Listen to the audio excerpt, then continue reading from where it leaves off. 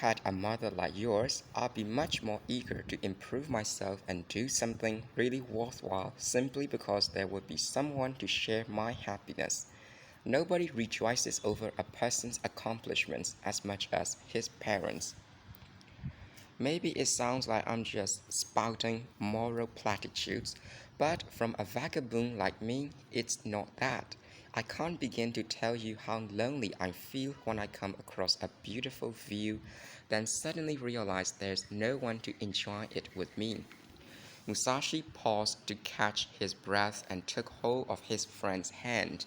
You yourself know that what I'm saying is true. You know I'm speaking as an old friend, a man from the same village.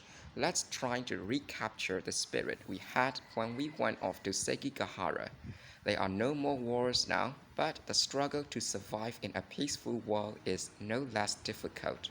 You have to fight, you have to have a plan.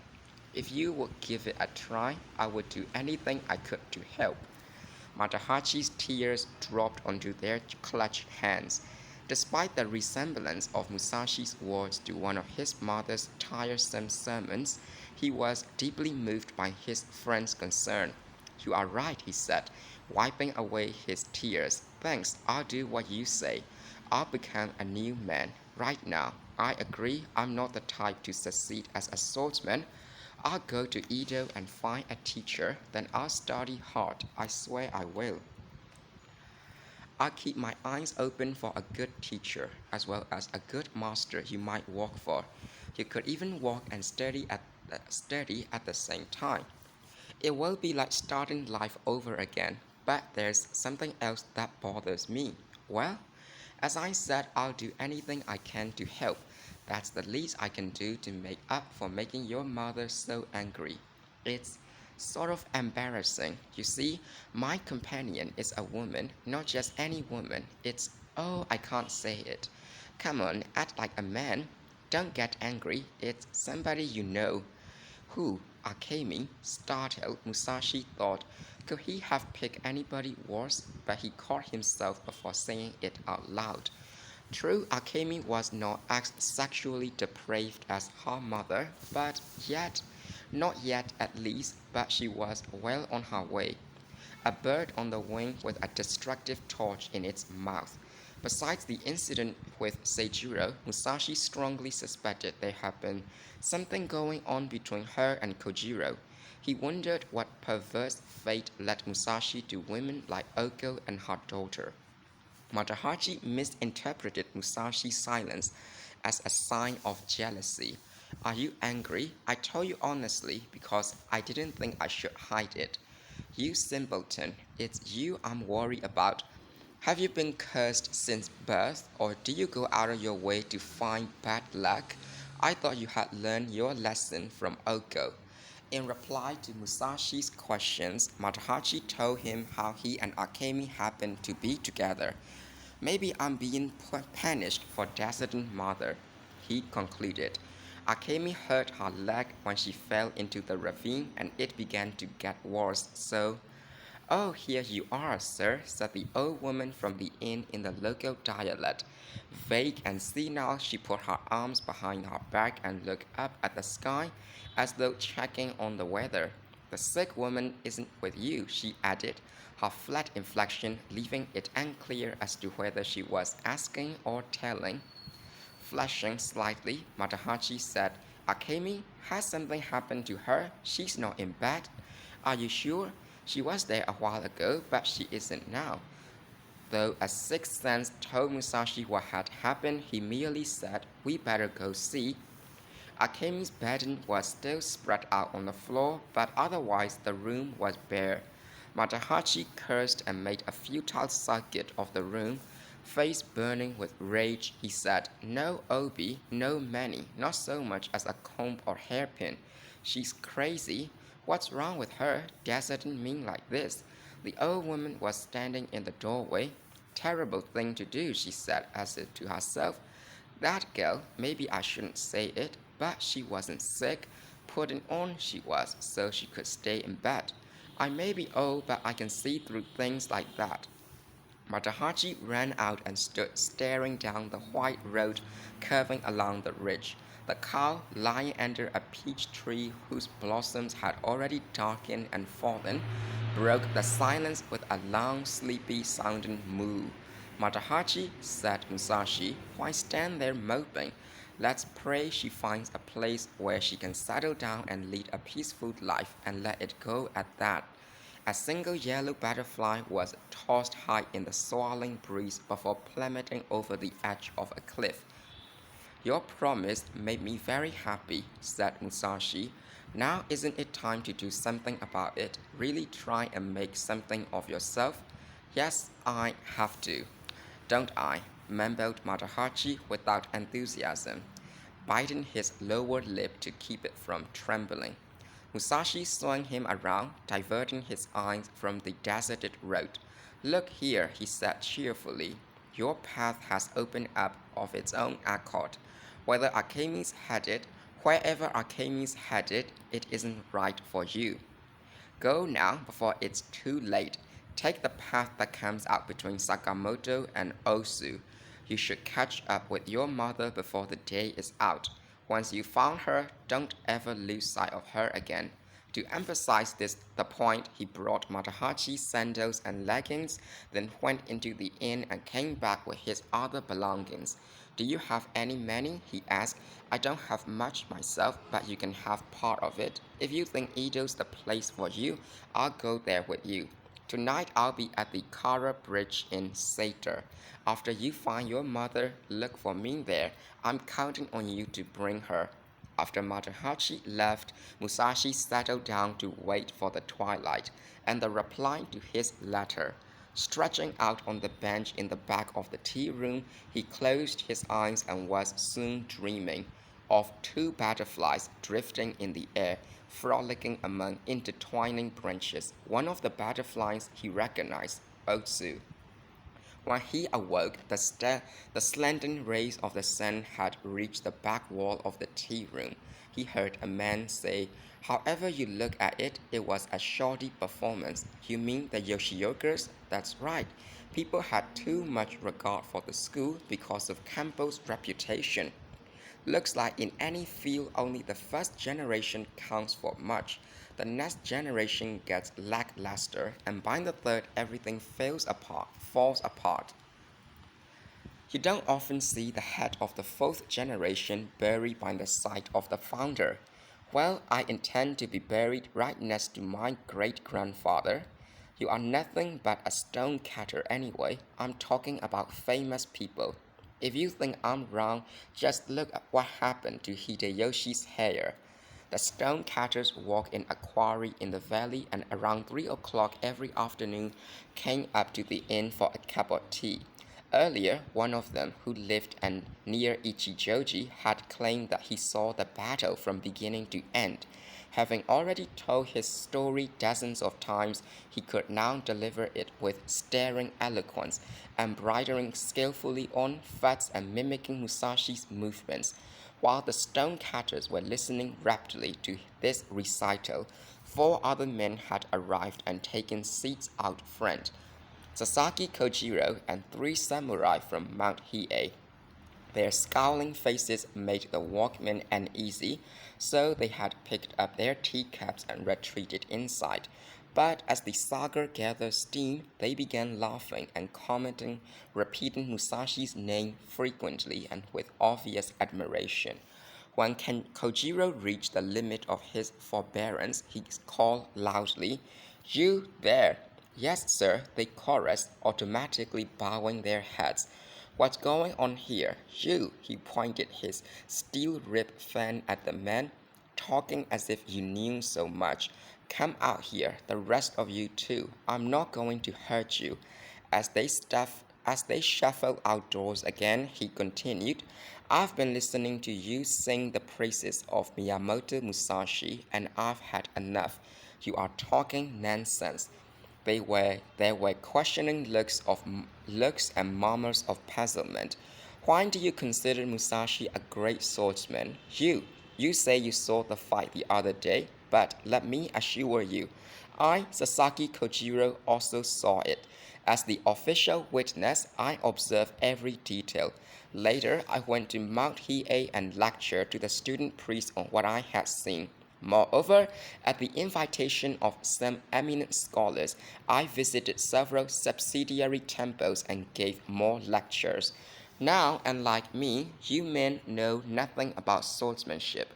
Condescension was creeping into Kojiro's voice. You see only who won and who lost, then you join the herd and praise Miyamoto Musashi as though he were the greatest swordsman who ever lived. Ordinarily, I wouldn't bother to refute the prattle of ignoramuses, but I find it necessary now because your erroneous opinions are harmful to society at large. Moreover, I wish to expose your fallacies for the benefit of these distinguished scholars who accompany me today. Clean out your ears and listen carefully. I'll tell you what actually happened at the spreading pine and what kind of man Musashi is. Obedient noises issue from the captive audience. In the first place, declaimed Kojiro, let us consider what Musashi really has in mind. His ulterior purpose. To judge from the way he provoked this last bout, I can only conclude that he was trying desperately to sell his name, to make a reputation for himself. To do this, he singled out the house of Yoshioka, the most famous school of swordsmanship in Kyoto, and cleverly picked a fight. By falling victim to this ruse, the house of Yoshioka became Musashi's stepping stone to fame and success. What he did was dishonest. It was already common knowledge that the ways of the days of Yoshioka Kempo were over, that the Yoshioka school had fallen into decline. It was like a withered tree or an invalid close to death. All Musashi had to do was give a push to an empty hawk. Anyone could have done the same, but no one did. Why? Because those of us who understand the art of war already knew the school was powerless. Second, because we did not wish to sully the honored name of Kempo. Yet Musashi chose to provoke an incident, to place challenging signs on the streets of Kyoto, to spread rumors, and finally to make a great spectacle of doing what any reasonably skillful swordsman could have done. I couldn't begin to enumerate all the cheap, cowardly tricks he resorted to. Consider, for example, that he contrived to be late both for his bout with Yoshioka Seijiro and for his encounter with Denshichiro. Instead of meeting his enemies head-on at the spreading pine, he came by a roundabout way and employed all sorts of base stratagems. It has been pointed out that he was only one man fighting against many. That's true, but it's only part of his devilish scheme for promoting his name. He knew full well that because he was outnumbered, the public would sympathize with him. And when it comes to the actual fighting, I can tell you, I observed it personally. It was little more than child's play. Musashi managed to survive for a time with his clever tricks. Then, when the chance to flee presented itself, he ran. Oh, I have to admit that to a certain extent he displayed a kind of brute strength. But that doesn't make him an expert swordsman. No, not at all. Musashi's greatest claim to fame is his ability to run fast. At making a rapid getaway, he is without equal. The words were now streaming from Kojiro's mouth like water over a dam. Ordinary people Ordinary people think it's difficult for a lone swordsman to fight against a great number of opponents, but 10 men are not necessarily 10 times stronger than one man. To the expert, numbers are not always important. Kojiro then gave a professional critique of the battle. It was easy to belittle Musashi's feat, for despite his valor, any knowledgeable observer could have picked out flaws in his performance. When he got around to mentioning Kenjiro, Kojiro was seething. He said the boy's murder was an atrocity, a violation of the ethics of swordsmanship that could not be condoned from any point of view. And let me tell you about Musashi's background, he cried indignantly. He then revealed that within the past few days, he had met Osugi herself on Mount Hiei and had heard the whole long story of Musashi's duplicity. Sparing no details, he recounted the wrongs suffered by this sweet old woman. He ended by saying, I shudder to think that there are people who shout the praises of this rogue. The effect on public morals is terrifying to contemplate, and this is the reason I have spoken at some length. I have no connection with the house of Yoshioka, nor do I have any personal grudge against Musashi.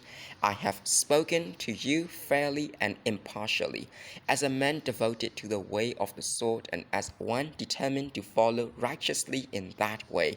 I have told you the truth, remember it.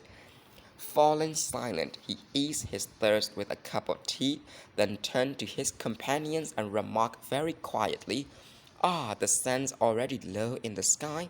If you don't start soon, it will be dark before you reach the Miidera. The samurai from the temple rose to take their leave.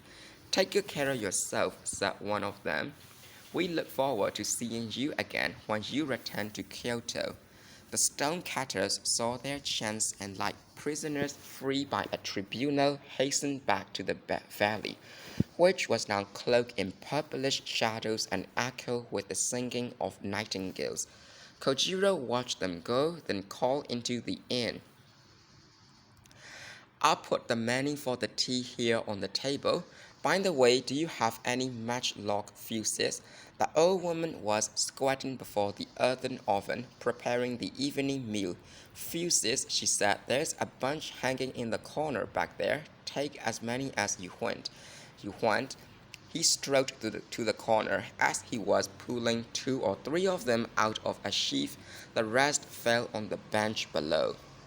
Reaching to retrieve them, he couldn't help noticing the 2 legs stretched out on the bench. His eyes traveled slowly from legs to body to face. The shock was like a solid blow to the solar plexus. Musashi stared straight at him. Kojiro sprang back a step. Well, well, said Musashi, grinning broadly. And hurriedly he stood up and went to Kojiro's side, where he stood silently, an amused and knowing expression on his face. Kojiro tried to smile back, but his facial muscles refused to obey. He realized instantly that Musashi must have overheard every word he had said, and his embarrassment was all the more unbearable because he felt Musashi was laughing at him. It took him only a moment to recover his usual aplomb, but during that brief interval his confusion was unmistakable. Why, Musashi? I didn't expect to find you here, he said. Nice to see you again. Yes, yes, indeed. Regretting the words even as he spoke them, yet somehow unable to help himself, he went on. I must say, you have really distinguished yourself since I last saw you. It's hard to believe a mere human being could have fought the way you did. Let me congratulate you. You don't even seem to be any the worse for it. The trace of a smile stayed on his lips. Musashi said, with exaggerated politeness, Thank you for acting as witness that day, and thank you also for the critique you have just given of my performance. Not often are we allowed to see ourselves as others see us. I am much indebted to you for your comments. I assure you I won't forget them. Despite the quiet tone and lack of rancor, the last statement sent a chill through Kojiro. He recognized it for what it was, a challenge that would have to be met at some future date. These 2 men, both proud, both headstrong, both convinced of their own rectitude, were bound to clash head-on sooner or later. Musashi was content to wait, but when he said, "I won't forget," he was only speaking the simple truth. He already regarded his most recent victory as a milestone in his career as a swordsman, a high point in his struggle to perfect himself. Kojiro's calumnies would not go unchallenged indefinitely. Though Kojiro had embellished his speech to sway his listeners, he actually saw the event very much as he had described it, and his honest opinion was not substantially different from what he had stated. Nor did he doubt for a moment the fundamental accuracy of his appraisal of Musashi. "I'm glad to hear you say that," said Kojiro. "I wouldn't want you to forget, nor will I." Musashi was still smiling as he nodded his agreement. Entwining Branches. "Otsu, I'm back," Jotaro called as he swept through the rustic front gate. Otsu sat just inside the veranda with her arms propped on a low writing table, staring at the sky as she had been since morning. Under the gable was a wooden plaque bearing an inscription in white characters: "Hermitage of the Mountain Moon." The little cottage belonging to a priestly official at the Ginkakuji had, at Lord Karasumaru's request, been lent to Otsu. Jotaro plopped down in a clump of blossoming violets and began splashing his feet in the brook to wash off the mud. The water, which flowed directly from the garden of the Ginkakuji, was purer than fresh snow. "Water's freezing," he observed with a frown, but the earth was warm and he was happy to be alive and in this beautiful spot. Swallows sang as if they, too, were pleased with the day. He rose, wiped his feet on the grass, and walked over to the veranda. "Don't you get bored?" he asked. "No, I have many things to think about." "Wouldn't you like to hear some good news?" "What news?" "It's about Musashi. I heard he's not so far from here." "Where?" "I've been wandering around for days asking if anyone knew where he was, and today I heard he's staying at the Mudoji on Mount Hiei." "In that case, I suppose he's all right." "Probably, but I think we should go there right away before he goes off someplace. I'm hungry. Why don't you get ready while I have something to eat? There are some rice dumplings wrapped in leaves. They are in that three-tier box over there. Help yourself." When Jotaro finished the dumplings, Otsu hadn't moved from the table. "What's the matter?" he asked, eyeing her suspiciously. "I don't think we ought to go. Of all the stupid, one minute you are dying to see Musashi and the next you stop pretending you don't want to. You don't understand. He knows how I feel. That night when we met on the mountain, I told him everything, said all there was to say. We thought we would never see each other alive again. But you can see him again, so what are you waiting for?" I don't know what he's thinking, whether he is satisfied with his victory or just staying out of danger. When he left me, I resigned myself to never being with him again in this life. I don't think I should go unless he sends for me. What if he doesn't do that for years? I will go on doing what I'm doing right now. Sit there and look at the sky. You don't understand, but never mind. What don't I understand? Musashi's feelings. I really feel I can trust him now. I used to love him heart and soul, but I don't think I believed in him completely. Now I do. Everything's different. We are closer than the branches of the same tree. Even if we are separated, even if we die, we will stay be together. So nothing can make me lonely anymore. Now I only pray he will find the way he is searching for." Jotaro exploded. "You are lying," he shouted. "Can't women even tell the truth? If you want to act that way, all right, but don't ever mention to me again how much you long to see Musashi. Cry your eyes out, it's all the same to me. He had put a lot of effort into finding out where Musashi had gone from Ichijoji, and now this. He ignored Otsu and didn't say a word the rest of the day. Just after dusk, a reddish torchlight crossed the garden, and one of the Lord Karasumaru samurai knocked on the door. He handed a letter to Jotaro, saying, "It's from Musashi to Otsu. His lordship said Otsu should take good care of herself." He turned and left. "It's Musashi's handwriting all right," thought Jotaro. "He must be alive then." With a trace of indignation, "It's addressed to Otsu, not to me, I see." Emerging from the rear of the cottage, Otsu said, "That samurai brought a letter from Musashi, didn't he?" "Yes, but I suppose you would be interested," he replied with a pout, hiding the letter behind his back. "Oh, stop it, Jotaro. Let me see it," Otsu implored. He resisted for a time, but at the first hint of tears, thrust the envelope at her. "Ha," he gloated. "You pretend you don't want to see him, but you can't wait to read his letter." She crouched by the lamp, the paper trembling in her white fingers. The flame seemed to have a special gaiety, a portent almost of happiness and good fortune. The ink sparkled like a rainbow, the tears on her eyelashes like jewels. Otsu, suddenly transported to a world she hadn't dared hope existed, recalled the ecstatic passage in Po Chu-Yi's poem, where the departed spirit of Yan Kuei-fei rejoiced over a message of love from her bereaved emperor. She read the short passage, then again read it. "He must be waiting this very minute. I must hurry."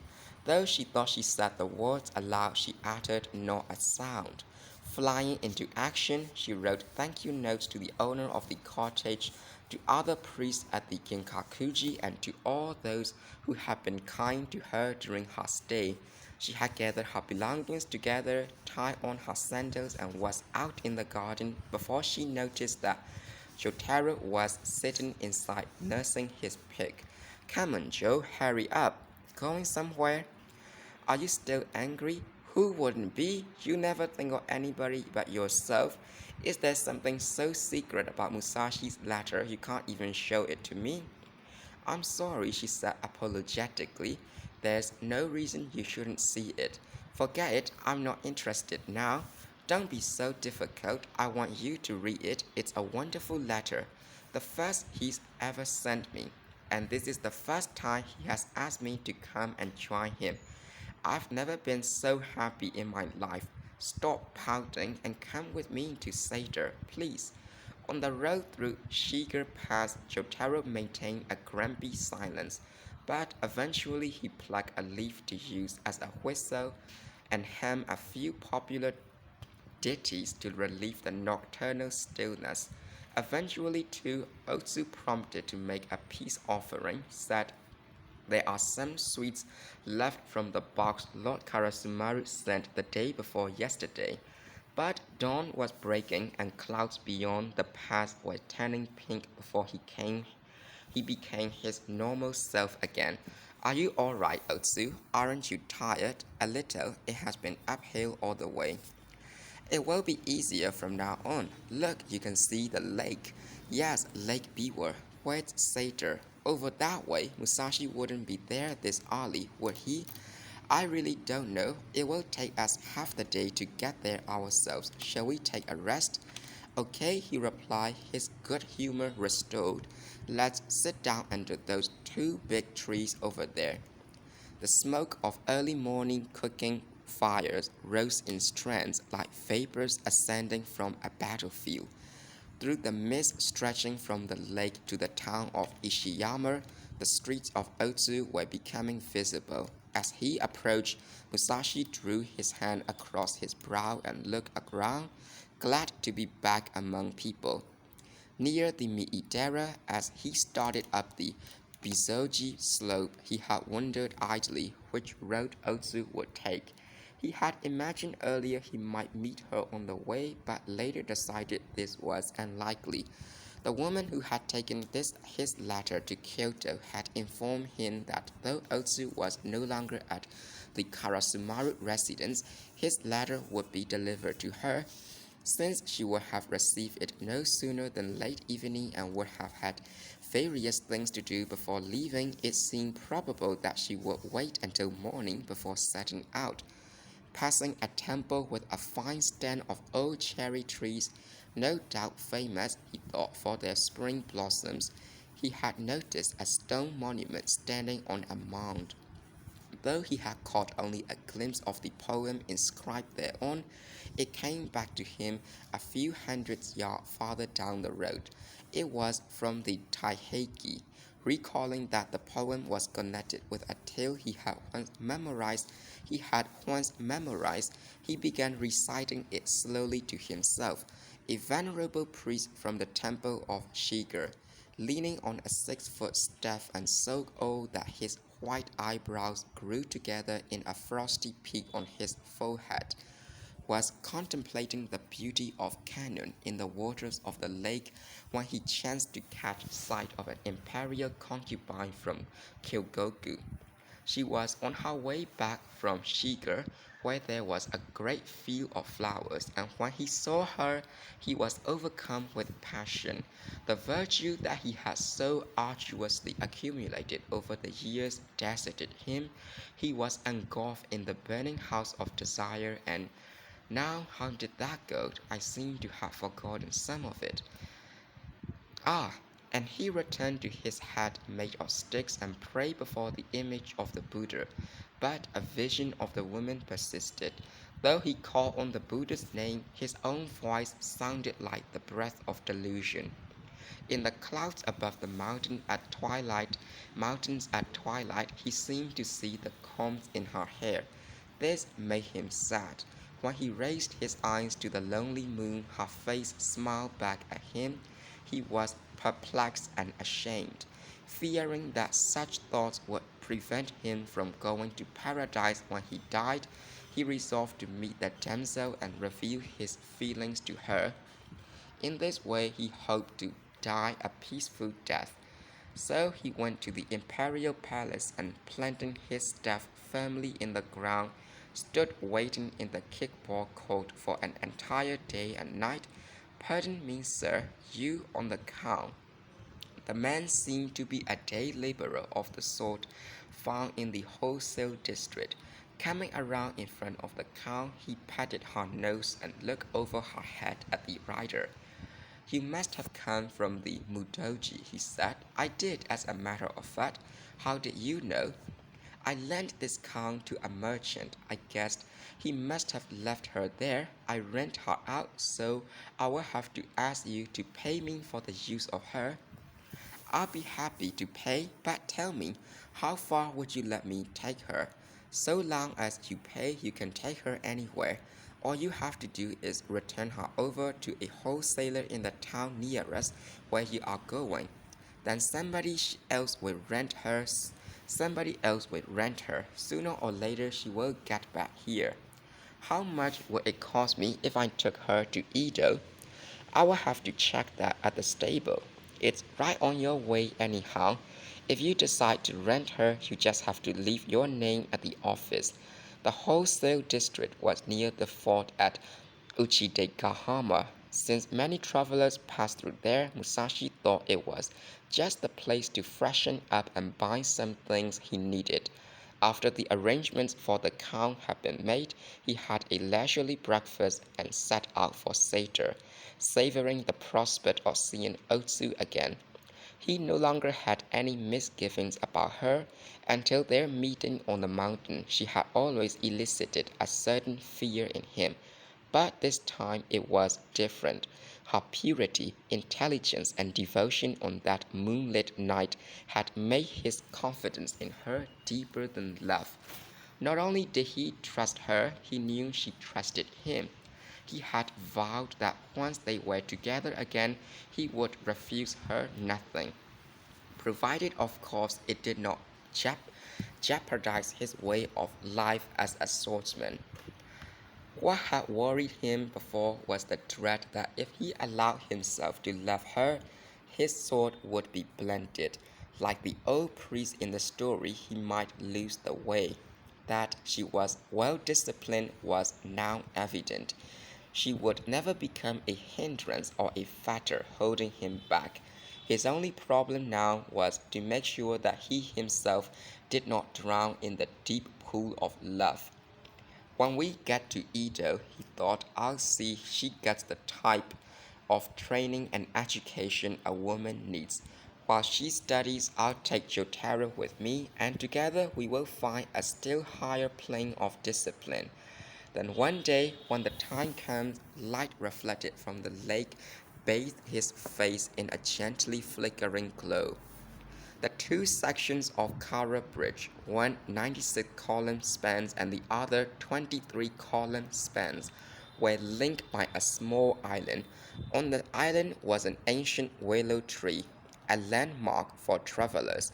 The bridge itself was often called Willow Bridge. He's coming, cried Jotaro, dashing out of the tea shop onto the shorter section of the bridge, where he stood beckoning to Musashi with one hand and pointing to the tea shop with the other. There he is, Otsu. See, riding a cow. He broke into a little dance. Soon Otsu was standing beside him. She waving her hand, he waving his basket hat. A broad grin lit Musashi's face as he drew near. He tied the cow to a willow tree and the three of them entered the tea shop. Though Otsu had called wildly to Musashi while he was still on the far side of the bridge, now that he was beside her, words failed her. Beaming happily, she left the talking to Jotaro. Your wounds heal, said the boy, almost rhapsodically. When I saw you on the cow, I thought maybe it was because you couldn't walk, but we still managed to get here first, didn't we? As soon as Otsu got your letter, she was ready to leave. Musashi smiled, nodded, murmured ohs and ahs, but Jotaro talk about Otsu and her love in front of strangers made him uncomfortable. At his insistence, they moved to a little porch in back, which was shaded by a wisteria trellis. Otsu remained too diffident to speak, and Musashi grew taciturn. But Jotaro paid no heed. His rapid chatter mingled with the buzzing of bees and the whir of gadflies. He was interrupted by the proprietor's voice saying, You better come inside, a storm's brewing. Look how dark the sky's getting above Ishiyamadera. He bustled about putting away straw blinds and placing wooden rain shutters around the sides of the porch. The river had turned gray. Gusts of wind set the lavender wisteria blossoms into wild motion.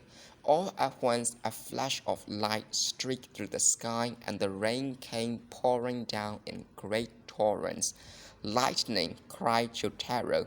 The first this year. Hurry up, get inside, Otsu. You will get soaked. Hurry, sensei. Oh, the rain came at just the right time. It's perfect. But if the shower was perfect for Jotaro, it meant embarrassment for Musashi and Otsu. For going back inside together would make them feel like starry-eyed lovers. Musashi held back and Otsu, blushing, stood at the edge of the porch, no better protected from the elements than the wisteria blossoms. The man holding a piece of straw matting over his head as he ran through the blinding rain looked like a large, self-propelled umbrella. Dashing under the eaves of a shrine gate, he smoothed his wet, rampant hair and looked up questioningly at the swiftly moving clouds. It's just like midsummer, he grumbled. No sound was audible above the pounding of the rain, but an abrupt flash of light sent his hands to his ears. Musashi squatted fearfully near a statue of the god. Matahachi squatted fearfully near a statue of the god of thunder, which stood beside the gate. As suddenly as it had begun, the rain ceased, the black clouds parted, the sunshine streamed through, and before long the street had returned to normal. Somewhere in the distance, Matahachi could hear the plinking of shamisen. As he started to move on, a woman dressed like a geisha crossed the street and walked directly up to him. Your name's Matahachi, isn't it? She said. It is, he answered suspiciously. How did you know? A friend of yours is at our shop now. He saw you from the window and told me to come get you. Glancing around, he saw that there were several brothels in the neighborhood. Though he hesitated, the woman hurried him along toward her own. If you have other business, she said, you don't have to stay long. When they entered, the girls virtually fell all over him, wiping off his feet, removing his wet kimono, and insisting that he go to the parlor upstairs. When he asked who his friend was, they laughed and told him he would find out soon enough. Well, said Matahachi, I've been out in the rain, so I'll stay until my clothes dry. But don't try to keep me here any longer than that. There's a man waiting for me at the bridge in Sator. With much tittering, the women promised him he could leave in good time, meanwhile almost pushing him up the stairs. At the threshold of the parlor, he was greeted by a man's voice. Well, well, if it isn't my friend Inugami sensei. For a moment, Matahachi thought it was a case of mistaken identity, but when he looked into the room, the face seemed very vaguely familiar. Who are you? He asked. Have you forgotten Sasaki Kojiro? No, Matahachi replied quickly. But why do you call me Inugami? My name's Hoinden Matahachi. I know, but I always remember you as you were that night on Gojo Avenue, making funny faces at a pack of stray cars. I think of Inugami, God of the Dogs, is a good name for you. Cut it out, that's nothing to joke about. I had a terrible time that night thanks to you. I don't doubt it. In fact, I sent for you today because I want to do you a good turn for a change. Come in, have a seat. Give the man some sake, girls. I can't say I have to meet someone in Sator. I can't afford to get drunk today. Who are you meeting? A man by the name of Miyamoto. He's a childhood friend of mine and Miyamoto Musashi, did you make an appointment with him when you were at the inn in the past? How did you know? Oh, I've heard all about you, all about Musashi too. I've met your mother, Osugi, is it? At the main hall on Mount Hiei. She told me about all the troubles he has gone through. You talked to my mother? Yes, she's a splendid woman. I admire her, and so do all the priests on Mount Hiei. I tried to give her some encouragement. Rinsing his cup in a bowl of water, he offered it to Matahachi and continued, Here, let's drink together and wash away our old enmity. There's no reason to worry about Musashi if you've got Sasaki Kojiro on your side. Matahachi refused the cup. Why don't you drink? I can't, I have to go. As Matahachi started to get up, Kojiro grabbed him tightly by the wrist, saying, Sit down. But Musashi's waiting. Don't be an ass. If you attack Musashi by yourself, he will kill you instantly. You've got it all wrong. He promised me to help me. I'm going with him to Edo to make a new start in life. You mean you'll rely on a man like Musashi? Oh, I know, a lot of people say he's no good, but that's because my mother has gone around slandering him. But she's wrong, has been all along. Now that I've talked to him, I'm more sure of that than ever. He's my friend, and I'm going to learn from him so that I can make something of myself too, even if it is a little late in the day. Roaring with laughter, Kojiro slapped the tatami with his hand. How could you be so innocent? Your mother told me you were unusually naive, but to be taken in by... That's not true, Musashi's. Just be quiet. Listen, in the first place, how could you think of betraying your own mother by siding with her enemy? It's inhuman. Even I, a total stranger, was so moved by that valiant old lady that I swore to give her all the support I can. I don't care what you think. I'm going to meet Musashi, and don't try to stop me. You girl, bring my kimono. It should be dry by now. Raising his drunken eyes, Kojiro commanded, don't touch it until I tell you to. Now look, Matahachi, if you plan to go with Musashi, you should at least talk to your mother first. I'm going on to Musashi. I'm going on to Edo with Musashi. If I make something of myself there, the whole problem will solve itself. That sounds like something Musashi would say. In fact, I'll bet he put the words in your mouth. Anyway, wait till tomorrow and I'll go with you to look for your mother. You have to listen to her opinion before you do anything. In the meantime, let's enjoy ourselves. Like it or not, you are not going to stay here and you are going to stay here and drink with me. This being a brothel and Kojiro the paying guest, the women all came to his support. Matahachi's kimono was not forthcoming, and after a few drinks he stopped asking for it. Sober, Matahachi was no match for Kojiro.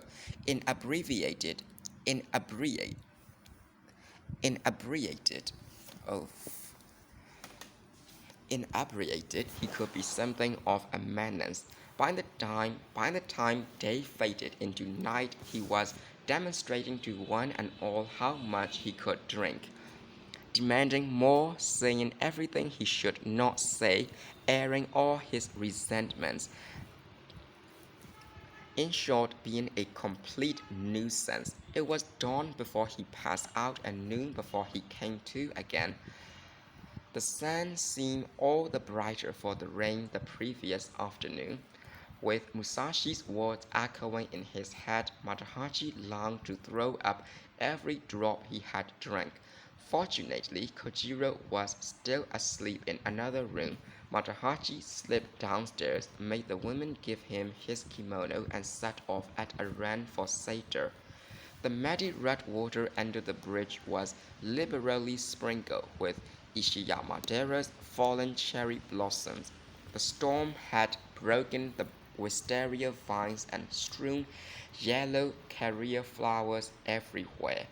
After a lengthy search, Matahachi asked at the tea shop and was told that the man with the cow had waited until the shop closed for the night, then had gone to an inn. He had returned in the morning, but not finding his friend, had left a note tied to a willow branch. The note, which looked like a large white moth, said, "Sorry I couldn't wait longer. Catch up with me on the way. I'll be looking for you." Matahachi made good time along the Nagasando, the high road leading through Kiso to Edo, but he had still not caught up with Musashi when he reached Kosetsu. After passing through Hikone and Toriimoto, he began to suspect he had missed him on the way, and when he reached Suribachi Pass, he waited half a day, keeping his eyes on the road the whole time. It wasn't until he reached the road for Mino that Kojiro's words came back to him. Was I taken in after all? He asked himself. Did Musashi really have no intention of going with me? After much dabbling back and investigation of side roads, he finally caught sight of Musashi just outside the town of Nakatsugawa. At first he was elated, but when he got close enough to see that the person on the car was Otsu, jealousy took instant and complete control of him. "What a fool I've been," he growled. "From the day that bastard talked me into going to Sekigahara until this very minute. Well, he can't walk all over me this way forever. I'll get even with him somehow, and soon." The male and female waterfalls. "Phew, it's hot," Jotaro exclaimed. I've never sweated like this on a mountain road before. Where are we? Near Magome Pass, said Musashi. They say it's the most difficult section of the high road. Well, I don't know about that, but I have had enough of this. I've had enough of this. I'll be glad to get to Edo. Lots of people there, right, Otsu? There are, but I'm in no hurry to get there. I'd rather pass the time traveling on a lonely road like this. That's because you are riding. You'll feel different if you were walking. Look, there's a waterfall over there. Let's take a rest, said Musashi. The three of them made their way along a narrow path. All around, the ground was covered with wildflowers, still damp with morning dew, coming to a deserted head on a cliff overlooking the falls. They stopped. Jotaro helped Otsu off the cow, then tied the animal to a tree. Look, Musashi, said Otsu. She was pointing at a sign that read Mioto no Taki. The reason for the name male and female waterfalls was easy to understand, for rocks split the falls into two sections, the larger one looking virile, the other one small and gentle. The Ryland Basin and rapids below the falls fired Jotaro with renewed energy. Half jumping, half dancing down the steep bank, he called up excitedly, "There's fish down here." A few minutes later he cried, "I can catch them." I threw a rock and one rolled over dead. Not long after that his voices, barely audible above the roar of the falls, echoed back from still another direction. In the shadow of the little head, Musashi and Otsu sat among countless tiny rainbows made by the sun shining on the wet grass. "Where has that boy gone, do you suppose?" she asked, adding, "He's really impossible to manage." "Do you think so? I was worse than that at his age." Matahachi, though, was just the opposite. Really very well behaved. I wonder where he is. He worries me far more than Jotaro. I'm glad he's not here. I will have to hide if he was. Why, I think he will understand if we explained. I doubt it. He and his mother aren't like other people. Otsu, are you sure you won't change your mind? About what? I mean, mightn't you decide you really want to marry Matahachi? Her face twitched with shock. "Absolutely not," she replied indignantly. Her eyelids turned orchid-pink, and she covered her face with her hands. But the slight trembling of her white collar almost seemed to cry out, "I'm yours, no one else's." Regretting his words, Musashi turned his eyes toward her. For several days now he had watched the play of light on her body. At night, the flickering glow of a lamp; in the daytime, the warm rays of the sun. Seeing her skin glisten with perspiration, he had thought of the lotus blossom. Separated from her palate by only a flimsy screen, he had inhaled the faint scent of her black tresses. Now the roar of the water became one with the throbbing of his blood, and he felt himself being swallowed up by a powerful impulse. Abruptly he stood up and moved to a sunny spot where the winter grass was still high, then sat down heavily and heaved a sigh. Otsu came and knelt at his side, put her arms around his knees and twisted her neck to look up into his silent, frightened face. "What is it?" she asked. "Did something I said make you angry?" "Forgive me, I'm sorry." The more tense he became and the harsher the look in his eyes, the more closely she clung to him. Then all at once she threw her arms around him. Her fragrance, the warmth of her body, overwhelmed him. "Otsu," he cried impetuously, as he seized her in his brawny arms and threw her backward onto the grass. The roughness of the embrace took her breath away. She struggled free and crouched beside him. You mustn't do that," she shrieked hoarsely. How could you? You of all people, she broke off, sobbing, his burning passion suddenly chilled by the pain and horror in her eyes. Musashi came to himself with a jolt. Why? He cried. Why? Overcome by shame and anger, he himself was on the verge of tears. Then she was gone, leaving behind only a sachet which had broken loose from her kimono. Staring blankly at it, Musashi groaned, then turned his face to the ground and let the tears of pain and frustration flow into the withered grass. He felt she had made a fool of him, deceived, defeated, tortured, and shamed him. Hadn't her words, her lips, her eyes, her hair, her body been calling out to him? Hadn't she labored to light a fire in his heart? Then, when the flames burst forth, fled in terror? By some perverse logic, it seemed that all his effort to become a superior person had been defeated. All his struggles and privations had been rendered utterly meaningless. His face buried in the grass, he told himself he had done nothing wrong, but his conscience wasn't satisfied. What a girl's virginity, vouchsafed to her for only a short period of her life, meant to her, how precious and sweet it was a question that never entered his mind. But as he breathed in the smell of the earth, he gradually regained his self-control. When he eventually dragged himself to his feet, the raging fire was gone from his eyes and his face was devoid of passion. Trampling the sachet underfoot, he stood looking intently at the ground, listening, it seemed, to the voice of the mountains. His heavy black eyebrows were knit together just as they had been when he threw himself into battle under the spreading pine.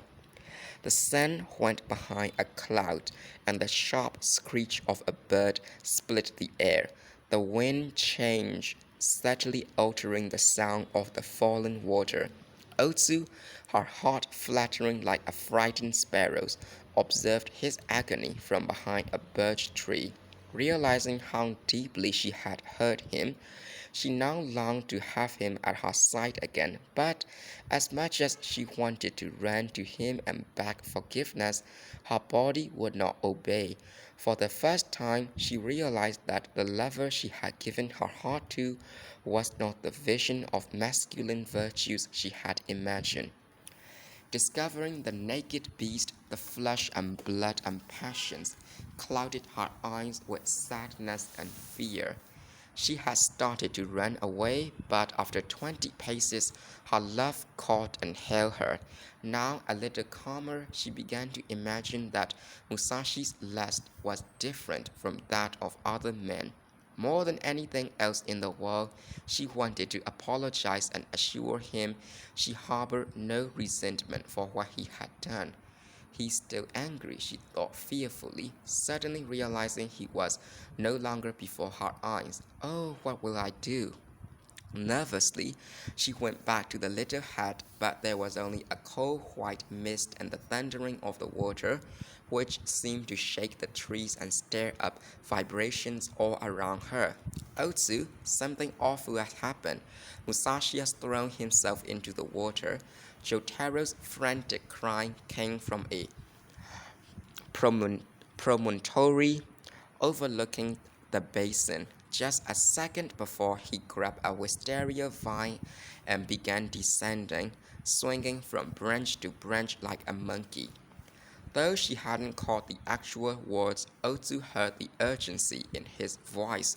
She raised her head in alarm and began clambering down the steep path, slipping on the moss, then clinging to rocks and steady herself, clinging to rocks to steady herself. The figure just visible through the spray and mist resembled a large rock, but was actually Musashi's naked body. Hands clasped in front of him, head bowed, he was dwarfed by the 50-foot flood cascading down on him. Halfway down, Otsu stopped and stared in horror. Across the river, Jotaro stood, similarly transfixed. Sensei, he cried, Musashi! Their shouts never reached Musashi's ears. It was as though 1,000 silver dragons were nipping at his head and shoulders, the eyes of 1,000 water demons exploding around him. Treacherous eddies tugging at his legs, ready to pull him to his death. One false rhythm in breathing, one faltering heartbeat, and his heels would lose their tenuous hold on the LJ cover bottom. His body would be swept up in a violent current from which there was no return. His lungs and heart seemed to be collapsing under the incalculable weight, the total mass of the Magomi Mountains falling on him. His desire for Otsu died a slow death, for it was closely akin to the